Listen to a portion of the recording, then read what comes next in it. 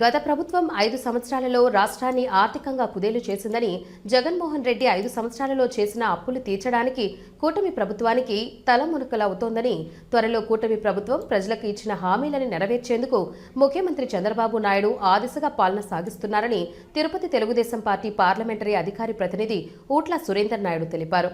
Tirupati press క్లబ్లో గురువారం ఉదయం జరిగిన మీడియా సమావేశంలో ఆయన మాట్లాడారు.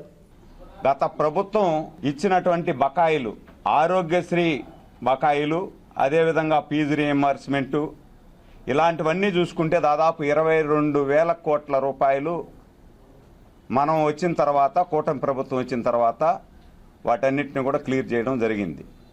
దాదాపు జగన్ ప్రభుత్వం చేసినటువంటి అప్పుల వల్ల మొత్తము 1,40,000 కోట్లు నెలకి, సంవత్సరానికి వడ్డీ కట్టే పరిస్థితి ఏర్పడింది.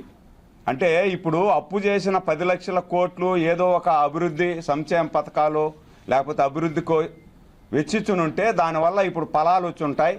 ఈ ఫలాల వల్ల రాబోయే తరాల వారు బాగుపడి ఉంటారు. కానీ జగన్ చేసినటువంటి అప్పులు, విలాసవంతమైనటువంటి విడిది భవనాలు, ఆయన సాక్షి మీడియాకి యాడ్ల రూపంలోనే దాదాపు 300 కోట్ల రూపాయలు యాడ్ల రూపంలో ఆయన ఆ పేపర్కు మాత్రం ఇచ్చుకున్నాడు, మిగతా వాళ్ళకి ఊరికి ఇవ్వాల. ఈ విధంగా చేసి పూర్తిగా రాష్ట్ర ఆర్థిక పరిస్థితిని కుదేలు చేసేశారు.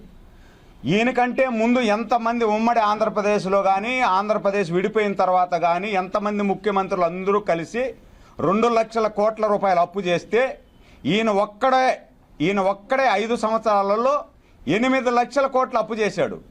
8 లక్షల కోట్ల అప్పు చేసి బటన్ నొక్కినా అని చెప్పి బటన్ నొక్కి ఈయన ఇచ్చింది ఎంత అందరికీ, ప్రజలకి 2.5 లక్షల కోట్లు. 2.5 లక్షల కోట్లు పోతే దాదాపు 6.5 లక్షల కోట్ల రూపాయలు ఎక్కడికి పోయింది? 6.5 లక్షల కోట్ల రూపాయలు ఎక్కడికి పోయింది? జగన్మోహన్ రెడ్డి ఏం చేశాడు దీన్ని?